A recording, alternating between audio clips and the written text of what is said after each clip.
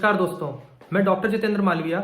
आज हमारा विषय है इंडाइजेशन, जिसको हम अपच या फिर बदहजमी या फिर डिस्पेप्सिया नाम की बीमारी भी बोलते हैं। मैं आपको इस वीडियो की शुरुआत में ही कुछ लक्षण बताने वाला हूं। यदि आपको इनमें से कोई भी लक्षण मिल रहा है तो आपके लिए वीडियो बहुत लाभदायक होने वाला है। जैसे कि मान लीजिए आपको पेट में पूरे टाइम डिस्कम्फर्ट बना रहता है, आपको पेट में हल्का हल्का दर्द बना रहता है या बहुत ज्यादा दर्द होता है, पेट फूला हुआ लगता है, आप थोड़ा सा भी खाना खाते हैं तो आपको लगता है कि आपने बहुत ज्यादा खाना खा लिया और फिर आपका खाना खाने का मन नहीं करता। या फिर कुछ लोग ऐसे होते हैं जिनको कुछ भी खाते हैं, थोड़ा भी खाना खाते हैं तो उनको स्टूल पास करने जाना पड़ता है, उनको मोशन जाना पड़ता है। फिर कुछ लोगों को घबराहट, बेचैनी की समस्या या छाती में जलन की समस्या बनी रहती है। फिर कुछ लोग ऐसे होते हैं जिनके मुंह में छाले हो रहे हैं और वो छाले ठीक नहीं हो पाते और बहुत लंबे समय तक बने रहते हैं। कुछ लोगों को बहुत अधिक लंबे समय तक कब्ज बनी रहती है, या कभी उनको डायरिया हो जाता है या कभी कब्ज की बीमारी हो जाती है। फिर कुछ लोगों को अपने मल में ब्लड दिखाई देता है, या तो वो काले रंग का होता है या लाल रंग का होता है, तो यह भी एक बड़ी बीमारी की तरफ संकेत करता है, या फिर आपके इंडाइजेशन की बीमारी की तरफ संकेत करता है। तो आप जब भी इन लक्षणों के साथ में अपने आप को पाते हैं तो आपको इंडाइजेशन बीमारी को समझना बहुत जरूरी हो जाता है। तो इस इंडाइजेशन की बीमारी में हम अपने वीडियो में समझेंगे कि इंडाइजेशन बीमारी किस कंडीशन से बनती है और आपको किस प्रकार से परेशान कर सकती है। फिर जब आप अपने डॉक्टर के पास जाते हैं तो आपको कौन सी जांचें कराना चाहिए, उन जांच का मतलब क्या है, आपको उन जांचों से क्या पता चलता है, किस प्रकार की बीमारी आप पता कर सकते हैं। फिर मैं आपको कुछ घरेलू तरीके बताने वाला हूं, उन घरेलू तरीकों से आप अपने इंडाइजेशन की बीमारी को ठीक कर सकते हैं। फिर जब आप डॉक्टर के पास गए, डॉक्टर ने आपको कुछ दवाइयां लिखी है, कुछ मेडिकल ट्रीटमेंट लिखा है, तो उन मेडिकल ट्रीटमेंट से आपको क्या फायदा होता है और आपको उसको कितना लेना चाहिए और कब तक लेना चाहिए, मैं सारी बातें आज इस वीडियो में आपसे डिस्कस करने वाला हूं। तो अब जब हम शुरू कर रहे हैं इस टॉपिक को, इस डिस्कशन को, तो सबसे पहले हम समझते हैं कि हमारा पाचन तंत्र क्या होता है। पाचन तंत्र हमारा ओरल कैविटी मतलब कि मुख द्वार से शुरू हो जाता है, जिसके अंदर दांत से हम जब खाने को चबाकर खाते हैं तो हमारी सलाइवरी ग्लैंड से एक सलाइवा निकलता है। वो सलाइवा क्या करता है, हमारे खाने को लसलसा बनाता है, जिससे कि हम खाने को आसानी से निगल पाए। जब हम इस खाने को निगलते हैं तो खाना आहार नाल से होता हुआ हमारे खाने की थैली, जिसको हम स्टमक या फिर अमाशय बोलते हैं, वहां पर पहुंचता है। उस अमाशय में HCl मतलब कि हाइड्रोक्लोरिक एसिड और साथ में कुछ जूसेस जो कि लिवर, पेनक्रियास, गाल ब्लैडर, इनसे आते हैं। कुछ एंजाइम्स आते हैं जो कि हमारे खाने को पचाने का काम करते हैं। जब ये खाना आगे बढ़ता है तो छोटी आंत और बड़ी आंत से होता हुआ हमारे गुदा द्वार से बाहर निकलता है। जिस खाने को हम पचा नहीं पाते, जो अपशिष्ट पदार्थ बच जाता है, वो हमारे गुदा द्वार से बाहर निकल जाता है। तो हमने जो भी अभी रास्ता पढ़ा, ओरल कैविटी, आहार नाल, स्टमक मतलब कि अमाशय जिसको हम खाने की थैली बोलते हैं, छोटी आंत, बड़ी आंत, इसमें किसी भी प्रकार की कोई कंडीशन बन रही है तो वह आपके इंडाइजेशन का कारण हो सकती है। तो हम इस इंडाइजेशन कारण को समझना शुरू करते हैं। सबसे पहली कंडीशन हम बात करेंगे गाल ब्लैडर का इन्फ्लेमेशन, जिसको हम कोलेसिस्टाइटिस भी बोलते हैं। गाल ब्लैडर में इन्फ्लेमेशन कैसे हो सकता है, या तो मान लीजिए वहां पर कोई इन्फेक्शन हो गया है, या फिर आपकी पित्त की थैली में, जिसको हम गाल ब्लैडर बोल रहे हैं, वहां पर स्टोन या पथरी का फॉर्मेशन हो गया है, जिस वजह से वहां पर सूजन आ गई है। उस सूजन के कारण क्या होता है, आपके जो एंजाइम, जो जूसेस ठीक तरह से काम करने चाहिए, अब वो ठीक से काम नहीं कर रहे हैं। तो जब वो ठीक से काम नहीं करते हैं तो आपको पाचन तंत्र आपका कमजोर होना शुरू हो जाता है। जब वह कमजोर होता है तो आपको इंडाइजेशन की समस्या होना शुरू हो जाती है। कभी कभी आपको कब्ज की समस्या देखने को मिलती है, कभी कभी आपको लगता है कि आपका पेट बहुत ज्यादा फूल गया है। अब मैं जब अगली कंडीशन की बात करूंगा तो उस कंडीशन की शुरुआत में सबसे पहले मैं आपको बताता हूं कि जो हमारी खाने की थैली है, उस खाने की थैली में जो हमारे अंदर अमाशय में जो HCl हाइड्रोक्लोरिक एसिड बन रहा है, उस एसिड से बचाने के लिए उस थैली के अंदर एक सुरक्षात्मक कवच होता है जो उस एसिड से हमारी थैली को बचा के रखता है। अब मान लीजिए आपकी उस सुरक्षात्मक कवच में यदि छिद्र हो गए, छेद हो गए, जिसको हम अल्सर बोल रहे हैं, उन अल्सर बनने के कारण, अब वो अल्सर हो सकता है किसी बीमारी की वजह से बने हो, जिसमें प्रमुख तौर पर हम बात करते हैं H. पाइलोरी बैक्टीरिया की। यह H. पाइलोरी बैक्टीरिया क्या करता है, आपकी अमाशय की थैली में छाले बना देता है। अब उस छाले से ब्लड आना शुरू हो जाता है। जब वह ब्लड आपके अमाशय की थैली में जो HCl है उससे जाकर मिलता है तो वह आपके मल द्वार से होता हुआ जाता है, और HCl से मिलने के कारण उसका रंग काला रंग हो जाता है। इसलिए आपको आपके मल द्वार में जो मल का कलर मिल रहा है वो काले रंग का मिलता है। कुछ लोगों को चिकनाई मिलती है। अब ये अल्सर जो छाले हो रहे थे, ये छाले और किस वजह से हो सकते हैं, एक वजह तो हमने H. पाइलोरी समझी जो कि एक बैक्टीरिया है। दूसरी वजह, जो लोग बहुत ज्यादा मात्रा में पेन किलर्स खाते हैं या जो लोग स्ट्रेस में रहते हैं, तो उनको भी पेप्टिक अल्सर या फिर हम गैस्ट्रिक अल्सर बोलते हैं, वह होने की संभावना हो जाती है। और इस वजह से उनके पेट में बहुत ज्यादा मात्रा में गैस फॉर्मेशन बनना शुरू हो जाता है और उनको बेल्चिंग मतलब कि डकारें आना, बर्पिंग होना, ये सिम्टम्स आने लगते हैं। अब हम इसमें बात करते हैं आगे कि जब ये अल्सर हुआ है, इस अल्सर के कारण जो ब्लड आ रहा है, तो उस ब्लड के बार बार बहने के कारण आपको एनीमिया भी हो सकता है, मतलब कि खून की कमी से भी सामना करना पड़ सकता है। फिर एच पायलोरी बैक्टीरिया का ट्रीटमेंट होना बहुत जरूरी है, क्योंकि यदि आपको इसको ट्रीट नहीं कराते हैं तो आगे चलकर ये कैंसर की बीमारी को भी प्रीडिस्पोज करते हैं। अगर यदि आप समय से इसका इलाज नहीं कराएंगे तो एच पायलोरी बैक्टीरिया आगे चल के आपको कैंसर में भी बदलने की संभावना दे देता है। अब अभी हमने समझा कि मल द्वार से काले रंग का खून आना। अब यदि मान लीजिए उससे फ्रेश ब्लड आ रहा है, रेड कलर का ब्लड मिल रहा है, या फिर आपको चिकनाई की मात्रा ज्यादा मिल रही है, तो ये ब्लड कहां से आ सकता है? ये ब्लड आपकी बड़ी आंत से आने की संभावना होती है। तो इसके लिए भी आपको आगे जांचें करवानी पड़ सकती है, जिसके बारे में आपको आगे बताऊंगा। अब एक प्रमुख बीमारी, प्रमुख कंडीशन के बारे में आपको बताऊंगा, जिसका नाम है IBS, जिसको हम बोलते हैं irritable bowel syndrome. Irritable bowel syndrome में क्या होता है, जो आपके गट बैक्टीरिया है, वो जो खाने को पचाने का काम कर रहे थे, वो एक्सेसिव मात्रा में गैस का फॉर्मेशन स्टार्ट कर देते हैं। तो उसके कारण वो जो गैस वहां पर इकट्ठी हो रही है, वो आपके पेट को फूला हुआ एहसास कराने लगती है। आपको लगता है आपने थोड़ा सा खाना खाया और बहुत ज्यादा खाना लगने लगता है आपको। आप जल्दी से आपका पेट भर जाता है, फिर आपका खाना खाने का मन नहीं करता, इसी कारण आपको भूख ठीक से नहीं लगती, तो आपका वजन कम होना भी शुरू हो जाता है। IBS 3 प्रमुख टाइप का होता है, जिसमें पहला हम देखते हैं कि कुछ लोगों को कब्ज ज्यादा बनी रहती है, जिसको हम कॉन्स्टिपेशन प्रीडोमिनेंट IBS बोलते हैं। कुछ लोगों को डायरिया बहुत ज्यादा होता है, तो उसको बोलते हैं डायरिया प्रीडोमिनेंट IBS। कुछ लोगों को मिक्स टाइप, मतलब कभी भी लूज मोशन, कभी भी कॉन्स्टिपेशन, ये सब सीक्वेंस चलता रहता है, तो इसको हम मिक्स्ड IBS बोलते हैं। तो जब IBS की समस्या होती है, इरिटेबल बॉवेल सिंड्रोम की समस्या होती है, तो ये भी आपका इंडाइजेशन का कारण बन जाता है। तो ये जितने भी हम कारण समझ रहे हैं, जो भी इंडाइजेशन बना रहा है, हमारे पाचन तंत्र को कमजोर कर रहा है। ये बहुत जरूरी है कि हम पाचन तंत्र को अच्छा बना के रखें। क्यों? अगर ये आपका पाचन तंत्र बिगड़ता है, उस वजह से अब आपका जो पाचन है, जो चीजों का आप जो खाना खाया है आपने, उससे आप न्यूट्रिएंट्स, पोषक तत्व, जो विटामिन मिनरल्स ले रहे थे, वो आपको मिलना बंद हो गए। जब आपको वो मिलना बंद हो जाते हैं तो आपका शरीर कमजोर होने लगता है, और इसके कमजोर होने के कारण हम लोग बोलते हैं ना कि अगर यदि आपका पाचन तंत्र सही नहीं है तो आपको बहुत सारी बीमारियां होती है। उसकी वजह यही है।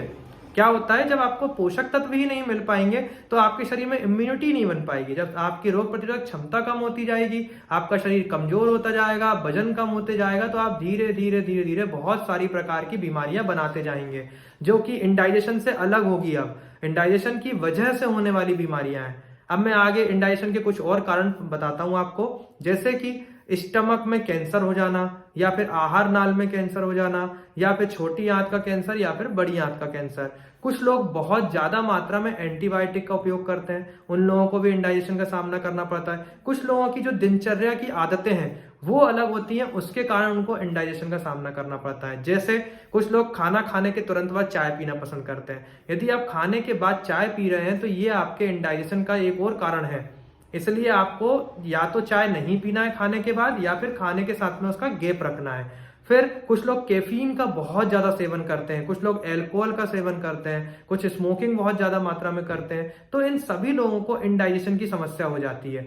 फिर कुछ लोगों की आदत होती है कि खाना खाने के साथ पानी ज्यादा पीते हैं, तो खाना खाने के साथ आपको पानी नहीं पीना है। या तो आप खाना खाने बैठ रहे हैं उस समय पानी पी लीजिए, या फिर खाना खाने के 30 से 40 मिनट के बाद पानी पीजिए। फिर कुछ लोगों को डकारे आने की बीमारी होती है, जिसको हम बोलते हैं गैस्ट्रोइसोफेजियल रिफ्लक्स डिसीज, या फिर GERD। यह भी एक इंडाइजेशन का कारण है, जिसमें एसिड का फॉर्मेशन बिगड़ जाता है और आपको ये समस्या होने लगती है।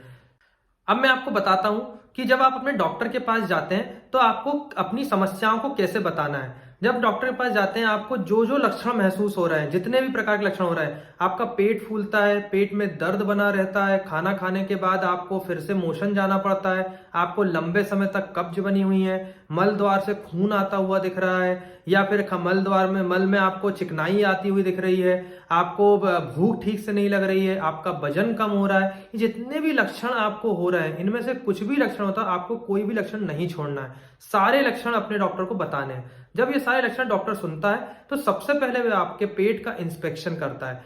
जिसमें कि वह देखता है कि आपको कोई टेंडरनेस, मतलब कि पेट में दबाने पर कोई दर्द तो नहीं हो रहा है, या फिर किसी प्रकार की गठान महसूस तो नहीं हो रही है, या किसी ऑर्गन का, अंग का आकार बढ़ता हुआ तो महसूस नहीं हो रहा है। जब वह ये कर लेता है तो इसके बाद आपसे बोलता है कुछ ब्लड टेस्ट कराने के लिए। ब्लड टेस्ट, जिसमें प्रमुख ब्लड टेस्ट होते हैं, एक CBC, LFT liver function test, lipid profile, जिसमें कि वो देखते हैं कि आपके अंदर वसा की मात्रा ज्यादा तो नहीं हो रही है, फिर आरएफटी, जिसमें कि हम किडनी फंक्शन टेस्ट करते हैं, फिर एक आपके स्टूल का टेस्ट होता है जिसको हम बोलते हैं स्टूल ऑकल्ट ब्लड।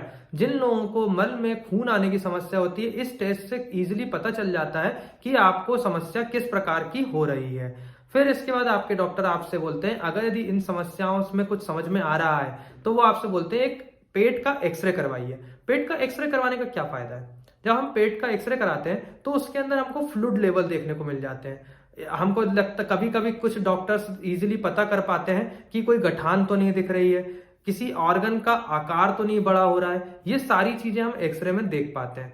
जब एक्सरे में हमको कुछ चीजें समझ में नहीं आती है तो डॉक्टर आपसे बोलते हैं कि हम सोनोग्राफी करवाते हैं। जब पेट की सोनोग्राफी करवाते हैं तो इसमें हमको बहुत ही इजीली समझ में आता है कि अंदर कोई गठान या फिर पानी तो नहीं बन रहा है पेट में, जिसको हम एसाइटिस बोलते हैं, या फिर किसी ऑर्गन का आकार ज्यादा तो नहीं बढ़ गया है जो कि किसी बड़ी बीमारी को संकेत दे रहा है। यदि किसी प्रकार का भी ट्यूमर का संदेह जरा सा भी होता है तो अब आपके डॉक्टर आपको बोलते हैं कि सिटी स्कैन करवाइए। जब आप पेट का सिटी स्कैन करवा चुके होते हैं, आपको कोई बीमारी समझ में आ चुकी होती है, तो डॉक्टर उस हिसाब से आपको ट्रीटमेंट देता है। लेकिन मानिए यदि आपके मल द्वार में ब्लड आ रहा है तो आपके डॉक्टर आपको बोलते हैं कि आप एक एंडोस्कोपी कराइए। यदि आपको काले रंग का ब्लड आ रहा है, जिसको हम मलीना बोलते हैं, तो आपके डॉक्टर बोलते हैं आप अपर जीआई एंडोस्कोपी कराइए। क्यों? क्योंकि मैंने आपको शुरू में बताया था कि काले रंग का खून आने की वजह क्या है?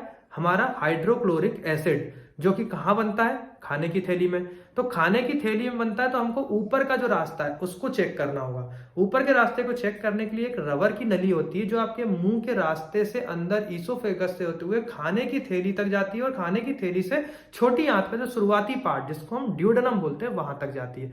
उसमें आगे, उस रबर की नली में आगे एक लेंस, एक कैमरा लगा होता है, जिससे कि हम पूरी सतह को, यहां से लेके आखिरी तक की सतह को देखते हुए जाते हैं। जो म्यूकोसा है उसको देखते हुए जाते हैं कि वहां पर कोई छाले तो नहीं हो रहे, वहां से कोई ब्लड तो नहीं आ रहा। इससे हमको एच पाइलोरी बैक्टीरिया का भी शक क्लियर होता है, क्योंकि हम वहां से एक सैंपल कलेक्ट करते हैं, उस सैंपल से हम टेस्ट करते हैं और देखते हैं कि एच पाइलोरी बैक्टीरिया का इन्फेक्शन तो नहीं हो रहा। इसको हम बोलते हैं अपर जीआई एंडोस्कोपी। लेकिन यदि मान लीजिए मल के द्वार से आपको फ्रेश ब्लड आ रहा है तो डॉक्टर आपसे बोलते हैं कोलोनोस्कोपी करने के लिए। कोलोनोस्कोपी बड़ी आंत की जांच होती है। उस बड़ी आंत की जांच में भी आपको लेंस से, कैमरे से यही देखते हैं कि वहां के म्यूकोसा में कोई दिक्कत तो नहीं है, कोई गठान तो नहीं बन रही है, या ब्लड कहां से आ रहा है, ये पता करते हैं। तो हमने एच पाइलोरी के लिए अभी एक जांच करी, एंडोस्कोपी। दूसरी एक और जांच होती है जिसको हम बोलते हैं urea breath test. Urea breath test से हम कंफर्म करते हैं कि अंदर एच पाइलोरी बैक्टीरिया का एक्यूमुलेशन हो रहा है क्या। एच पाइलोरी बैक्टीरिया पता करना क्यों जरूरी है, मैं आपको बार बार क्यों बोल रहा हूं? इसलिए जरूरी है, यदि आप एच पाइलोरी बैक्टीरिया की जांच नहीं करवाते हैं तो ये आगे चलकर आपको कैंसर बनाने वाली है। ये कैंसर के लिए एक प्रीडिस्पोजिंग फैक्टर होता है। इसलिए एच पाइलोरी बैक्टीरिया का समय रहते इलाज होना बहुत जरूरी है, जो कि बहुत आसान होता है। इसमें हमको कुछ दिन एंटीबायोटिक्स खाने होते हैं और हम ठीक हो सकते हैं इस बस, लेकिन पहले जांच करवा के पता करना जरूरी है। चलो अब बात करते हैं होम रेमेडीज की। होम रेमेडीज, जिससे कि कुछ घरेलू तरीके अपनाकर आप अपने इंडाइजेशन की समस्या को दूर कर सकते हैं।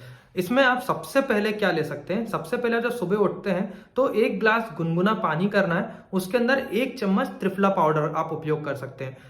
इसको करने से दो फायदे हैं। एक तो आपका डाइजेशन भी सही करता है, साथ में आपकी जो स्किन है उसमें ग्लो लाता है। आपकी ब्रेन ग्रोथ के लिए भी ये बहुत अच्छी चीज होती है। अगर यदि आप ये नहीं लेना चाहते तो इसकी जगह आप एक ग्लास गुनगुने पानी में जीरा पाउडर भी ले सकते हैं। ये आपके पाचन तंत्र को भी अच्छा करता है, साथ में वजन कम करने के लिए भी एक अच्छा तत्व होता है, जो कि मैंने आपको बताया था मेरे वजन कम करने वाले वीडियो में। इसके बाद आपको अपने दिनचर्या में जो खाना खाते हैं आप, उसमें आपको एक सीजनल फ्रूट का इस्तेमाल अनिवार्य रूप से करना है। अब कुछ प्री एंड प्रोबायोटिक्स होते हैं जिनको डॉक्टर आपके कैप्सूल के फॉर्म में देते हैं, पर आपको यहाँ पर कैप्सूल के फॉर्म में नहीं लेना है, यहाँ पर आपको दही के रूप में लेना है। दही के अंदर बहुत अच्छी मात्रा में प्री एंड प्रोबायोटिक्स पाए जाते हैं। आप अपने खाने में रोज 1 कटोरी दही का इस्तेमाल कर सकते हैं। फिर आपको फाइबर रिच फूड खाने हैं। फाइबर रिच फूड मतलब जो चीज रेशेदार होती है, जो सब्जियां रेशेदार होते हैं, जो फल रेशेदार होते हैं, आपको उनका इस्तेमाल करना है। अगर यदि आपको नियमित रूप से उसका इस्तेमाल नहीं कर पा रहे हैं तो आप अलसी, जो अलसी आती है जिसको हम सेक कर रख सकते हैं, और उसको आप रोज अपनी दिनचर्या में 1 से 2 चम्मच खाने में इस्तेमाल कर सकते हैं। इसके अलावा आप कोकोनट वाटर का इस्तेमाल कर सकते हैं, जो कि आपके डाइजेशन को अच्छा रखने का काम करता है, साथ में न्यूट्रिएंट्स भी प्रोवाइड कर देता है। तो आपको एक साथ 2 फायदे हो जाते हैं। फिर आप आंवला जूस या फिर एलोवेरा जूस का यूज कर सकते हैं, इससे भी आपको एक साथ 2 फायदे हो जाते हैं। फिर आप हल्दी दूध का उपयोग भी अपने खाने में कर सकते हैं, जिससे कि आपको इंडाइजेशन की समस्या से छुटकारा मिले। फिर आप डेली कम से कम 8 से 10 ग्लास पानी पिए, जिससे आपका हाइड्रेशन लेवल अच्छा बना रहे और आपके शरीर के जो पाचन तंत्र है उसकी जो प्रोसेस है वो ठीक तरह से चलते रहे। अब मैं जो डॉक्टर आपको मेडिकल ट्रीटमेंट देते हैं उसकी बात करता हूं। जब डॉक्टर आपकी जांच करवा चुके होते हैं और आपके इंडाइजेशन का कारण पता कर चुके होते हैं कि आपको किस प्रकार की कंडीशन हो रही है, उस प्रकार से आपको इलाज देते हैं। मैं जिसमें सबसे प्रमुख बीमारी जिसके बारे में मैंने आपसे बात की थी, जो कि एच पाइलोरी थी, उसके बारे में बताता हूं। जब एच पाइलोरी बैक्टीरिया का इन्फेक्शन होता है तो उसके लिए आपको 14 डेज तक एंटीबायोटिक कवरेज दिया जाता है। उस एंटीबायोटिक कवरेज को आपको कंप्लीट साइकिल पूरा करना होता है, जिससे कि वो जो बैक्टीरिया है पूरी तरीके से आपकी बॉडी से जा पाए। और अगर यदि वो नहीं जा पाता है तो आपको फिर से सिम्टम्स आने लगते हैं और डॉक्टर फिर से एंडोस्कोपी कराता है और फिर आपको ट्रीटमेंट लेना पड़ सकता है।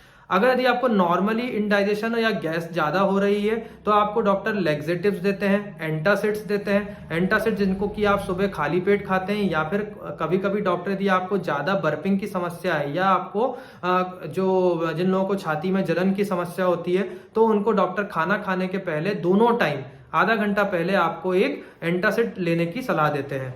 फिर एक रिफॉक्सिमिन होता है। रिफॉक्सिमिन मतलब कि ये एक एंटीबायोटिक है जो कि लोकली आपके अंदर जाकर काम करता है और बैक्टीरिया से लड़ने में हेल्प करता है। ये आपके जो पेट फूलते हैं, जिन लोगों को पेट फूलने की समस्या होती है, या बैक्टीरिया जो बहुत ज्यादा मात्रा में गैस का फॉर्मेशन कर रहे हैं, ये उस बैक्टीरिया को जाके किल करते हैं और जिससे आपको पेट फूलने की समस्या, ब्लोटिंग की समस्या से छुटकारा मिलता है। फिर मैं लेक्सेटिव्स की बात करता हूं। तो जब आप लेक्सेटिव का इस्तेमाल करते हैं तो आपको एक बात का जरूर ध्यान रखना है कि आपको एक ही प्रकार का लेक्सेटिव नियमित तौर पे बहुत लंबे समय तक उपयोग नहीं करना, क्योंकि इससे आपके जो गट फ्लोरा है, आपके जो गट की जो प्रोसेस है, उसको बहुत ज्यादा नुकसान पहुंचता है। तो आप बदल बदल के अलग अलग प्रकार के लेक्सेटिव यूज कीजिए। इसमें बहुत सारे प्रकार के लेक्सेटिव्स आते हैं, जैसे कि lactulose, polyethylene glycol, milk of magnesia, bisacodyl, Dulcolax tablet के फॉर्म में आते हैं। फिर उसके बाद में आप इन सारी चीजों को बदल बदल के समय के हिसाब से उपयोग कर सकते हैं। यदि आपको बहुत ज्यादा क्रोनिक कॉन्स्टिपेशन है, बहुत लंबे समय से कॉन्स्टिपेशन है, तो आप प्रूकेलोप्राइड की जो टैबलेट्स आती है 1 mg 2 mg अलग अलग पावर में आती है, जो आपके डॉक्टर आपको प्रिस्क्राइब करें, जो डॉक्टरी सलाह से आप ले पाए, उन दवाओं का उपयोग करके आप अपने कॉन्स्टिपेशन की समस्या से भी छुटकारा पा सकते हैं। इस प्रकार से मैंने आपको इस वीडियो के माध्यम से इंडाइजेशन के बहुत सारे एस्पेक्ट को समझाने की कोशिश की। अगर यदि आपको अच्छे से समझ में आया हो या कोई कंफ्यूजन है तो आप कमेंट सेक्शन में मुझसे पूछ सकते हैं या बता सकते हैं कि मुझे और क्या सुधार की जरूरत है। और आपको मेरी जानकारी अच्छी लग रही है तो आप मेरे चैनल को सब्सक्राइब जरूर करें, लाइक करें और शेयर करें, जिससे कि और भी लोग इस चीज का फायदा उठा पाए। Thank you so much.